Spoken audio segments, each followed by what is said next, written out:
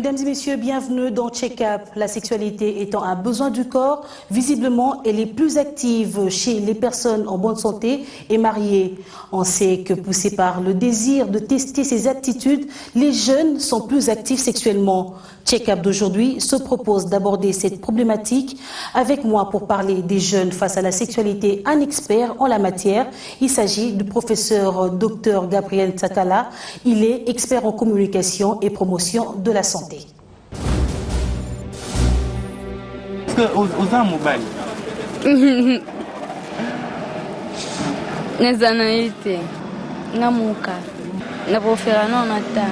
La sexualité, un sujet à ce jour tabou dans la plupart des sociétés africaines.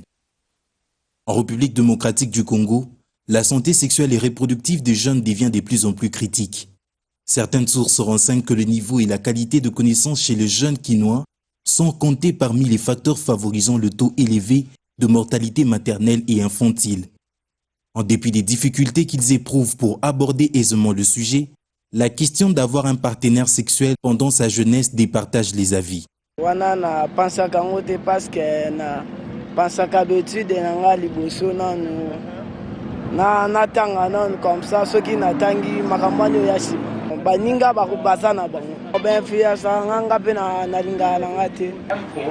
que je veux prendre chez lui, c'est ce qu'on me donne aussi chez nous. Maintenant, qu'est-ce que je vais aller chercher?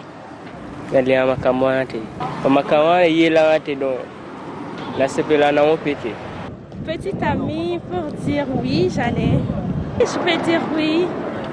C'est oui parce que je suis encore jeune.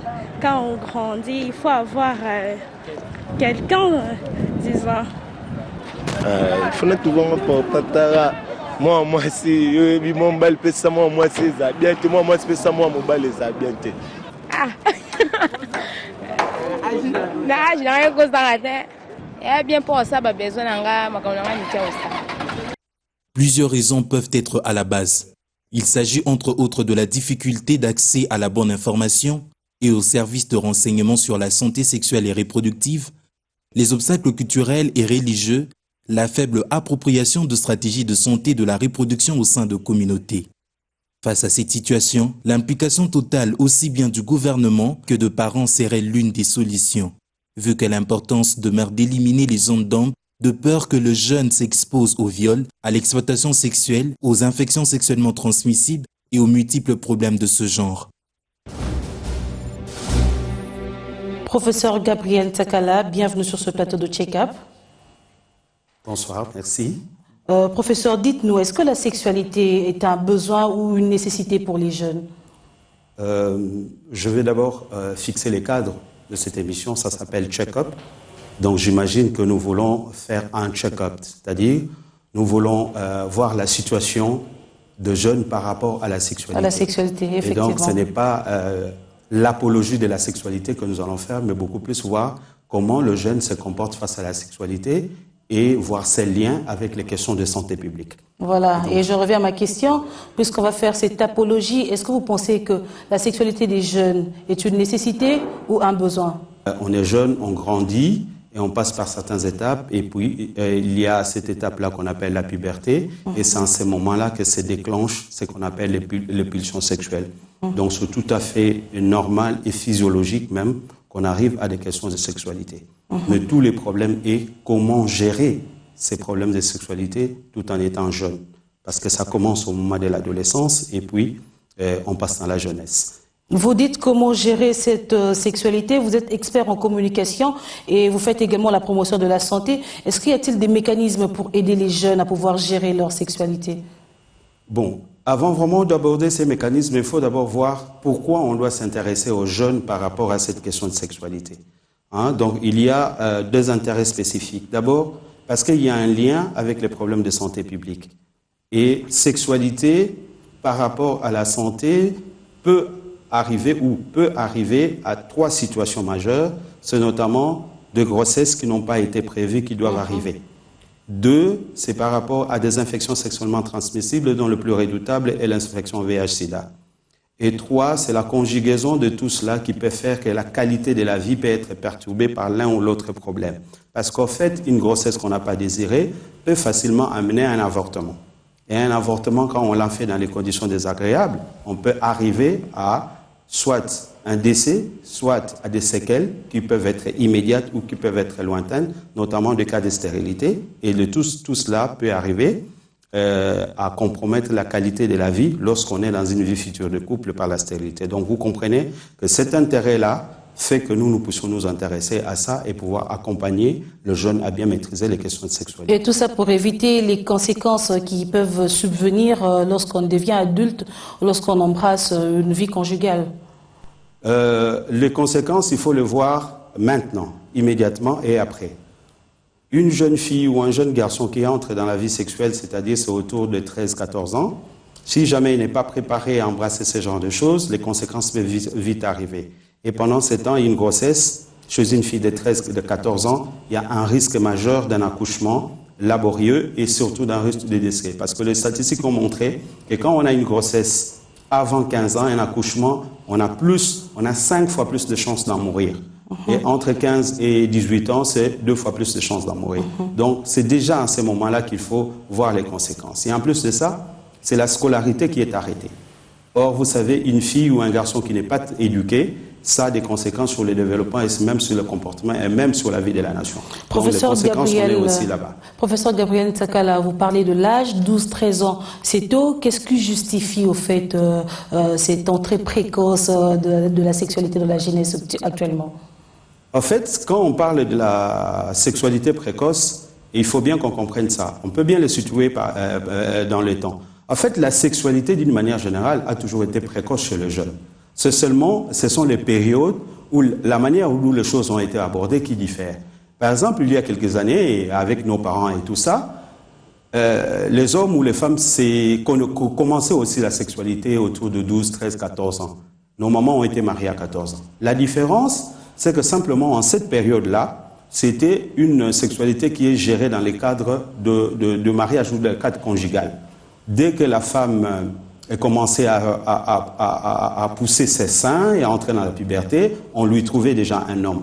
Et cela s'est passé dans le cadre d'une vie conjugale.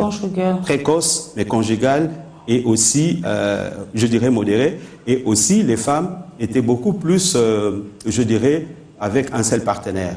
Et les hommes pouvaient en avoir plusieurs. Et elles étaient encadrées à l'époque. Oui, à l'époque. Par contre, chez nous, c'est toujours la même précocité, mais avec d'autres caractéristiques.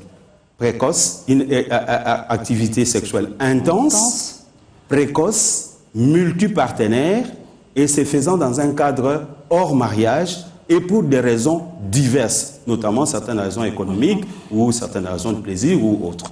Donc c'est ça la différence aujourd'hui.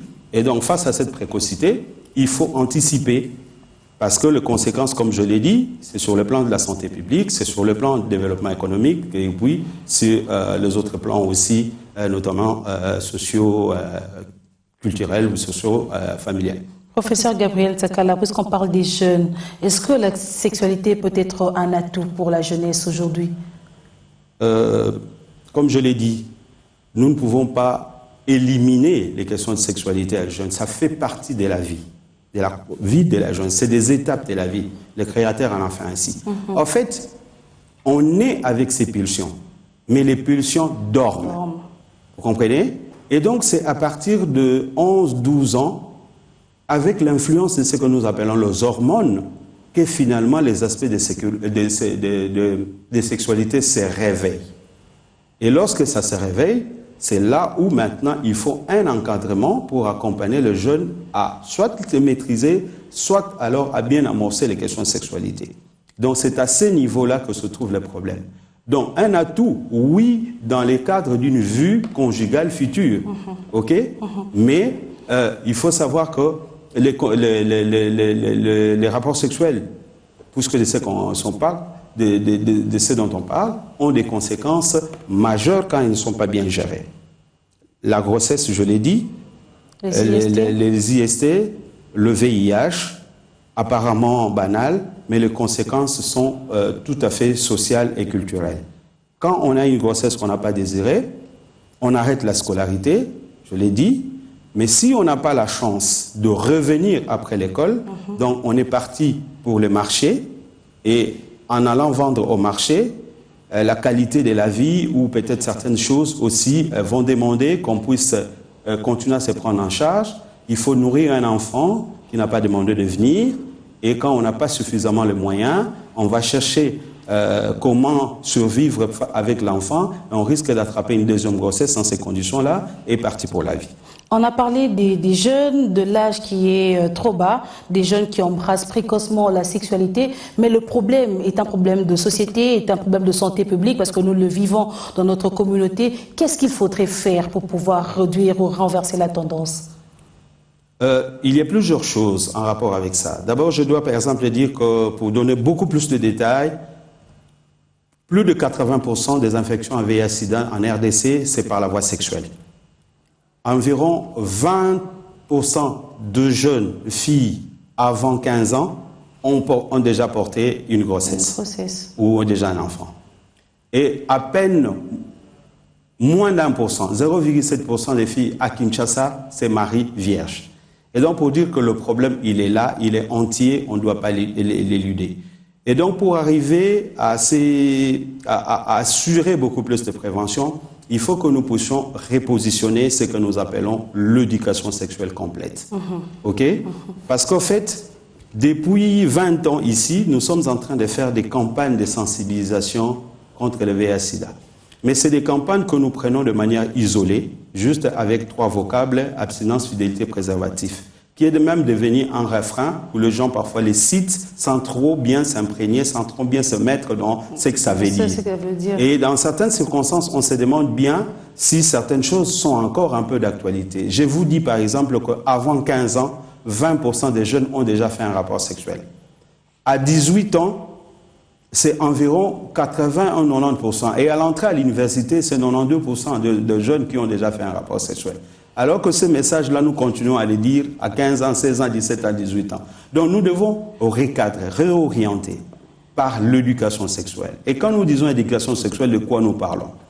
Nous parlons de cette manière-là d'apprendre les questions de sexualité aux jeunes en se basant sur des informations scientifiquement correctes qui tiennent compte de l'âge et qui intègrent la promotion de valeurs et qui soient culturellement pertinentes. Et donc, les jeunes ont droit à l'information sur le fonctionnement de leur corps. C'est tout à fait normal qu'un enfant à 10 ans, à 11 ans, 12 ans, sache comment fonctionne l'appareil génital de l'homme, comment fonctionne l'appareil génital des femmes. Ça fait partie des connaissances.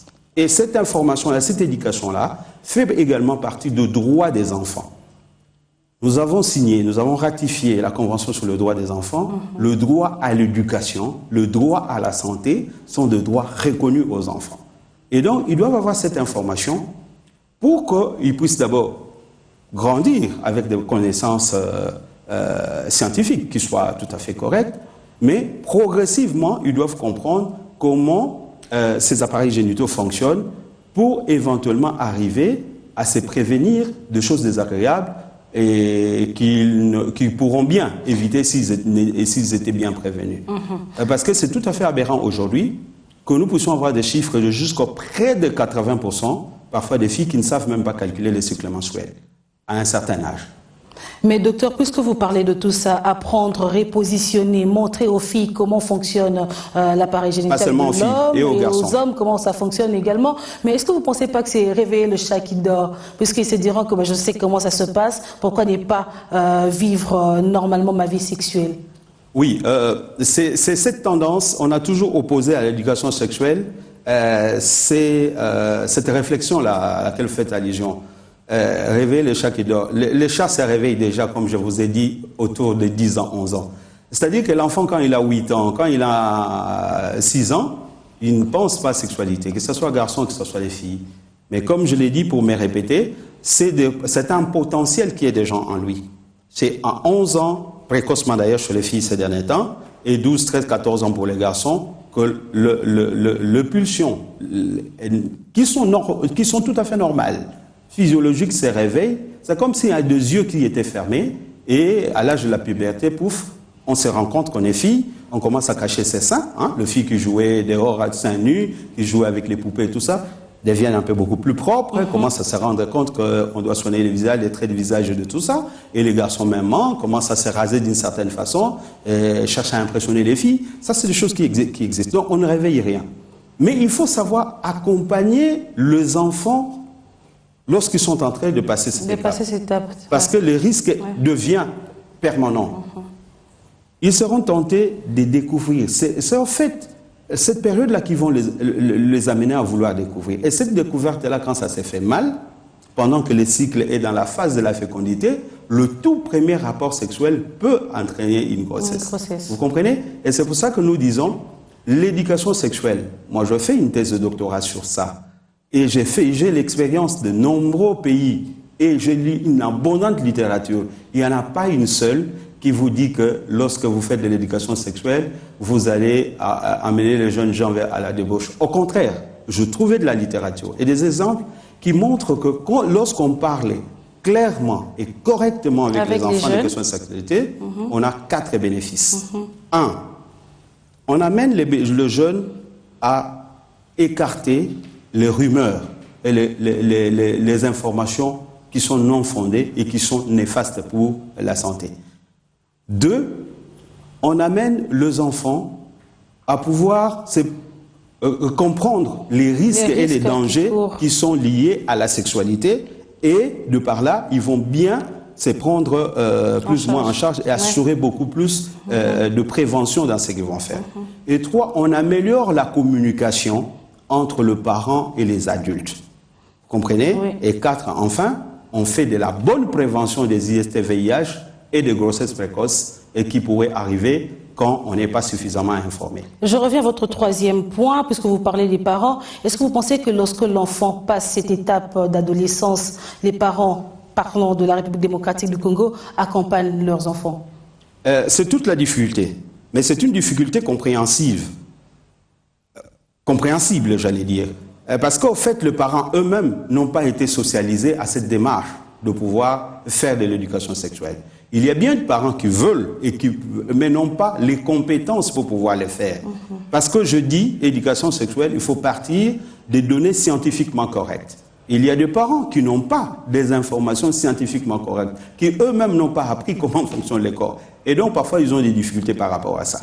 Et aussi, les considérations socio-culturelles qui amènent parfois certains parents à ne pas oser parler des questions de sexualité avec les enfants. Alors que quand, par exemple, un papa donne naissance à une fille, il est le premier à alerter toute la communauté que j'ai une fille. Et il y a même des parents qui vont jusqu'au 12e enfant quand il n'a fait que des garçons pour rechercher une fille. Mais c'est pareil pour ceux qui ne font que des garçons. Des garçons, de filles pour ne chercher que des garçons. Filles, voilà. Alors, maintenant, quand on arrive à l'âge où la fille commence à exprimer sa féminité, notamment par les cycles des règles et tout ça, le parent met, surtout le papa, il met une barrière entre elle et la fille. C'est des choses qui passent par la maman. Est-ce que ta fille, là, elle a commencé? Non. C'est là où je dis, nous devons finalement briser les tabous. Et nous devons aller vers nos filles. On doit comprendre que c'est normal qu'elles connaissent ces règles. C'est normal qu'elles puissent avoir besoin de serviettes hygiéniques. Et de la même façon qu'ils demandent l'argent du Minerval au papa, l'argent de cheveux ou je ne sais pas moi, l'argent pour le salon, elle doit apprendre aussi à demander l'argent des serviettes hygiéniques au papa. Et avoir un accompagnement qui est très important. Et un accompagnement très important pour assurer, surtout lors de premières règles, lors de ménage. Parce que quand elle n'a pas été prévenue, tout d'un coup, c'est du sang qui sort et on ne sait pas trop c'est quoi. Il faut qu'à ce moment-là, qu'on en profite d'ailleurs pour enseigner toute la maison, et les garçons et les filles. Parce que ça s'est fait souvent comme ça, c'est la fille est renvoyée chez sa mère, qui trouve à peine des mots pour l'expliquer, et le jour où on amène une serviette hygiénique, c'est la cadette de 6 ans qui va vouloir chercher à savoir cette histoire-là c'est quoi, et on n'a pas de mots pour l'expliquer. Et donc voilà, c'est des opportunités comme ça qu'il faut saisir pour dire et aux garçons et aux filles que voilà, à un certain moment, les filles, dans tout ce qui se passe dans leur corps, vont commencer à connaître des petites blessures périodiques qui ne font pas mal, mais qui font couler le sang.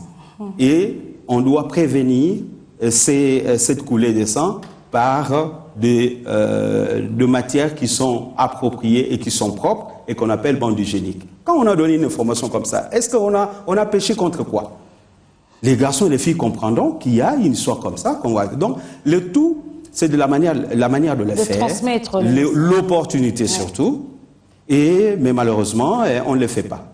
Alors, regardez qu'est-ce qui se passe. Les enfants passent combien de temps dehors? Entre 7h et 12h, ils sont à l'école, ils sont avec les amis. Quand ils rentrent, les parents peut-être ne sont pas là. Ils continuent la communication téléphonique avec les amis.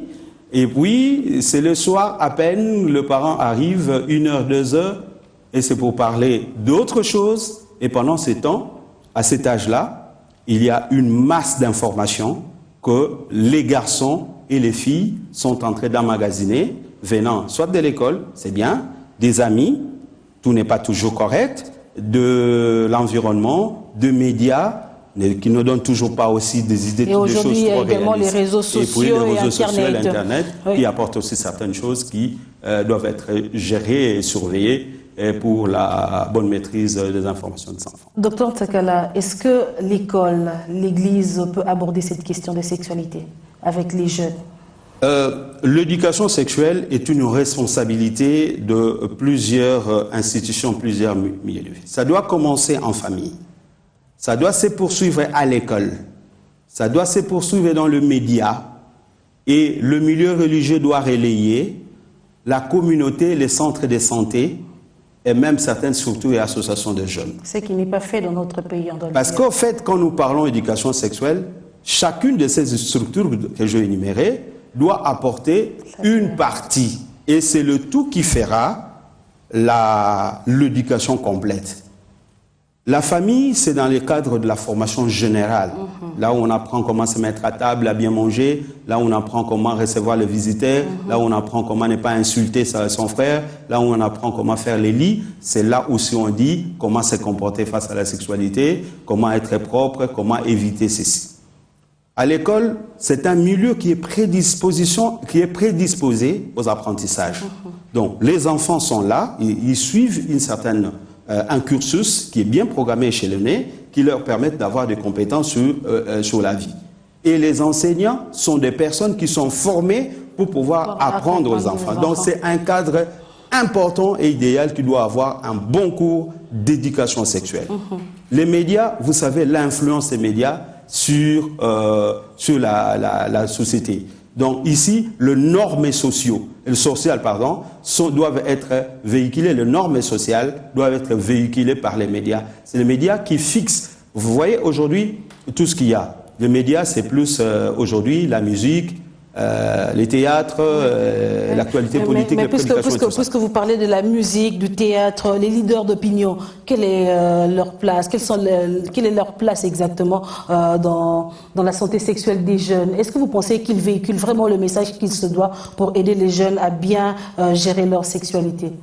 Tout à l'heure, quand je vous ai énuméré les différents milieux qui devaient faire l'éducation à la sexualité, vous avez dit que malheureusement, c'est ce qui ne se fait pas en RDC. Et donc, en RDC, jusque-là, l'éducation sexuelle, elle est très, très parcellaire. À peine en famille, les programmes de l'école n'est pas totalement structuré, à peine 2 ans dans les primaires, et peut-être 4 ans dans les secondaires, mais aussi des tranches d'âge de quelques heures. Et donc, le reste du temps, le milieu religieux ne le fait pas du tout, les associations moins encore. Le reste du temps, les jeunes sont exposés dans l'environnement ambiant. Et aujourd'hui, ce sont les médias beaucoup plus qui encadrent, qui régente la vie de la jeunesse. Alors, qu'est-ce qui se passe? Il y a un conflit de messages. À l'âge de la puberté, à l'âge où les jeunes sont jeunes, ils ont besoin de certains éléments socio-culturels autour d'eux qui accompagnent leur vie. C'est notamment la musique. Or, malheureusement, quand vous observez aujourd'hui, pratiquement tous nos artistes et musiciens ont des chansons ou des cris qui ramènent vers le terrain de la sexualité. Et ça influence d'une certaine façon la société, soit par le chanter, soit par les danser. OK? Donc, maintenant, soit par le chanter, soit par la manière de danser, ou soit par la danse. Vous voyez, les mouvements des danses actuellement sont plus autour de la sexualité. OK? Et ça, c'est un élément qui joue un contre-productif contre l'éducation sexuelle. Alors, ça c'est un élément. Mais aussi, il y a l'environnement qui est celui-là, mais l'Église qui est, comment je dirais, parce que là vous avez posé une question, et l'Église qui est le cadre idéal où les jeunes vont aussi avoir un type d'enseignement pour la spiritualité. Et là aussi, on constate parfois que les jeunes ne reçoivent pas vraiment de l'éducation sexuelle comme ça devait se faire. Et même, il y a un paradoxe que nous avons observé, que nous sommes, par exemple, dans la ville de Kinshasa, une ville où on a beaucoup d'églises chrétiennes qui prônent les valeurs contre la sexualité, et aussi, nous avons beaucoup de tribus qui prônent les valeurs pro-virginité. Et nous sommes aussi dans une ville où nous avons fait beaucoup de campagnes de prévention, en tout cas depuis les années 90, mais le résultat est que nous avons une sexualité qui est très intense, multipartenaire et précoce. Et donc il y a un problème là. Et c'est là où je dis, malheureusement, entre les trois étages, il y a cet environnement de la musique, de la société, du move, et même, vous voyez, l'habillement des filles. Et j'allais même dire qu'en dehors des chansons, il y a des séries télévisées. Toutes les chaînes pratiquement dans la ville ont des séries télévisées, et ces séries évoquent l'amour. Et donc, pour une fille, par exemple, de 10 ans, 15 ans, qui voit régulièrement un baiser à travers la télé, un baiser avec les doigts, un jour va facilement essayer parce qu'il trouve que c'est quelque chose qui n'est pas nocif. Et d'autant plus d'ailleurs que personne n'a expliqué pourquoi on les fait et comment ça s'est fait, et tout le monde se retient. Ce que les parents font tout simplement, c'est soit qu'ils disent, ils chassent les enfants, allez vous coucher, et eux ils restent, ou encore quelqu'un va carrément éteindre la télé, et puis tout ça. Mais pendant ces temps, ils ont vu, et ils partent avec des idées. Et puis ils se disent, vous savez, la loi de l'interdit, ce qui est interdit, peut-être que c'est bon. Donc on va toujours chercher à essayer une fois. Docteur Gavin Sekala, on va chuter bientôt. Il ne reste plus que quelques minutes avant de se dire au revoir. Mais vous avez défendu une thèse il y a quelques mois, je peux le dire. Et cette thèse parlait exactement de la sexualité des jeunes, les grossesses précoces, les IST également et le VIH-Sida. Quels sont vos objectifs? Qu'est-ce que vous voulez atteindre? Quelles sont les suggestions en fait que vous avez faites pour essayer d'aider les jeunes actuellement? Merci Madame Bazou. Bon, ma thèse, je crois, pourra faire l'objet de toute une émission, mais en bref, je voulais dire ceci. Les questions de sexualité des jeunes, autrefois, n'ont jamais intéressé le professionnel de santé, notamment les médecins de la santé publique. Mais à partir du moment où nous sommes arrivés à faire une relation de cause à effet entre sexualité et grossesse et ses conséquences, entre sexualité et IST-VIH, et que les conséquences liées à la santé de reproduction de manière générale et au VIH sont beaucoup plus dramatiques les jeunes, nous avons réfléchi comment améliorer cette communication-là avec les jeunes pour faire cette double prévention à la fois. Parce qu'en fait, comme je l'ai dit, nos campagnes de sensibilisation autrefois ne visaient que les sida. Et on ne parlait pas de grossesse. Et aussi, quand vous observez aujourd'hui, c'est pratiquement dans toutes les familles qu'il y a une fille qui a été engrossée simplement parce qu'elle était, entre guillemets, distraite ou par accident, comme on dit. Et moi, je vais demander même à tout le monde de faire un petit exercice, de compter sur leur avenir du numéro 1 jusqu'au numéro 50, de compter le nombre de filles qui ont été engrossées sans être mariées par accident ou par incident. Et donc, vous allez comprendre que la question, c'est une question qui valait la peine d'être approfondie. Et je menais une recherche là-dessus pour comprendre d'abord qu'est-ce qui se passe réellement, comment le pays réagit face à ce genre de problèmes, quelles sont les perceptions même de jeunes par rapport à cette sexualité. Et je puis aller en profondeur pour comprendre quelles sont les vraies préoccupations des jeunes liées à la sexualité. Et j'ai proposé des mesures, notamment une éducation sexuelle que j'ai appelée éducation sexuelle participative, c'est-à-dire qu'il faut donner aux jeunes l'occasion de nous poser des questions de ce qu'ils veulent savoir pour que nous leur apportons des solutions et ensemble nous puissions construire leur avenir, leur éducation, au lieu que ce soit nous les adultes qui décidions de ce que nous voulons dire aux enfants alors qu'eux-mêmes connaissent déjà certaines choses par certaines voies qui sont détournées. Donc voilà à peu près ce qui a fait l'objet de cette Professeur Gabi Ntsakala, j'espère que votre thèse fera l'objet d'une prochaine émission sur ce plateau de check-up. Nous vous disons merci d'avoir répondu à nos questions. Je rappelle que vous êtes professeur et expert en matière de communication et de la promotion de la santé. Merci de votre disponibilité. Merci Madame Patricia Pazou, merci à Biwan pour cet honneur que me faites pour cette première apparition en qualité de professeur. Et dans 1001 questions santé, mesdames et messieurs, comment calcule-t-on ces règles? Pour calculer la durée de votre cycle, vous devez compter le nombre des jours à partir du premier jour des règles jusqu'au dernier jour du cycle, c'est-à-dire jusqu'au jour précédent, le premier jour des règles suivantes. La durée moyenne est de 28 jours, mais il est variable d'une femme à l'autre et chez certaines femmes, il peut être très court ou très long. Aidez-vous d'un calendrier, celui que vous utilisez le plus souvent et que vous avez l'habitude d'amener. Notez chaque jour des règles par un signe que vous choisissez, une croix, un tiret, une couleur. À partir de ces signes, vous pourrez compter le nombre des jours de votre calendrier sur lesquels vous avez marqué vos jours des règles. L'ovulation a lieu juste avant ces 14 jours. Par exemple, si les derniers jours de votre cycle est les 18 du mois, votre ovulation a eu lieu le 4 de ce même mois. L'ovulation et les 48 heures qui précèdent représentent les moments de fertilité du cycle menstruel. Chaque mois des jours de ces règles permettent de se rendre compte suffisamment tôt d'une irrégularité ou d'une absence des règles. Si vous avez un retard de règles, des irrégularités inhabituelles ou encore des saignements en dehors des règles, consultez votre médecin ou votre gynécologue.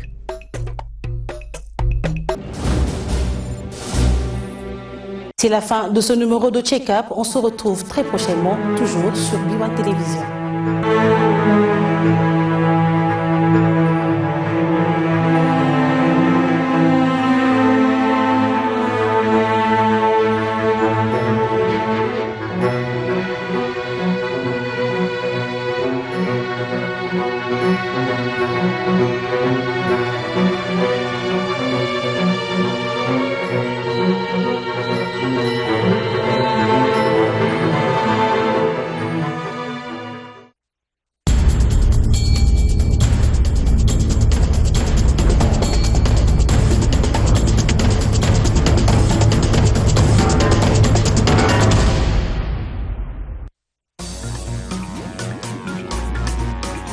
Moi, je suis peinard parce qu'avec 250 francs, j'ai 100 SMS à chatter toute la journée.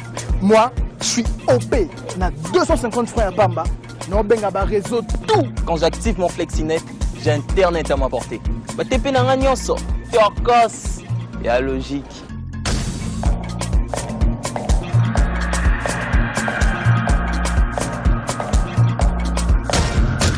Moi, je suis à la fois FlexiNet, FlexiText, FlexiCall. J'ai tous vos droits Flexi en A dans mon FlexiPack. Je suis blindé, donc je suis. À 250 francs, choisis quel Flexi tu veux. FlexiNet t'offre 10 MB avec Facebook, Twitter et Google Plus à volonté. FlexiCall pour tes appels Vodacom et vers tout le réseau. FlexiText profite de 100 SMS pour chatter toute la journée. Mais la totale, la blindée des jeux blindés, c'est l'offre FlexiPack avec 2 minutes d'appel plus 5 MB plus 5 SMS. Comment faire pour en bénéficier? C'est très simple. Compose le étoile 11 11 dièse yes. Vodacom, leader dans le monde cellulaire. Tontine, piano mais on a FlexiCall. Une mère transmet toute sa beauté à sa fille. Elle lui fait don de son amour de la vie et de sa sagesse. C'est pour cela qu'une mère communique à sa fille le fait qu'il n'existe qu'un seul wax hollandais, le wax hollandais Flisco. Flisco, le vrai, l'original, depuis 1846. Une nouvelle collection Flisco fabuleuse, aujourd'hui disponible en longueur plus courte. Pour la première édition du Salon de l'étudiant, sont prévues plusieurs catégories d'exposants. Quelques acteurs de l'enseignement supérieur à Kinshasa, des universités, des écoles supérieures et des écoles de métiers. Ces acteurs répondront volontiers à vos questions et préoccupations concernant leurs activités. Quelques sociétés professionnelles dans l'immigration estudiantine seront aussi présentes pour répondre à vos préoccupations concernant les conditions de séjour à l'étranger pour vos études. Quelques ambassades vous étaleront l'éventail de leurs activités d'échange et de formation spécialisées. Découvrez aussi les organismes d'accompagnement de projets pour vous orienter sur le chemin de l'entrepreneuriat. Aujourd'hui, le monde est à votre portée à travers les cours en ligne. Venez en découvrir les différents acteurs et obtenez un diplôme international à partir de Kinshasa. Le salon de l'étudiant, une démarche en 4 étapes. Découvrir, réfléchir, comparer et décider. Du 3 au 4 juillet 2015, de 9h à 18h, au centre Congo Loisirs, sur l'avenue de la Libération, ex-24 novembre. Tout au long de la journée, nous amassons de nombreuses bactéries, germes et autres microbes qui nous apportent des maladies. Pour contrer de manière efficace les microbes, voici Bactol Maximum Protection. Un savon antibactérien désinfectant qui aide à combattre la propagation de bactéries. Il contient des agents désinfectants efficaces et hydratants, ce qui assure une peau saine, propre et fraîche. Conçu pour un usage quotidien, Bactol est le produit idéal pour toute la famille. Bactol,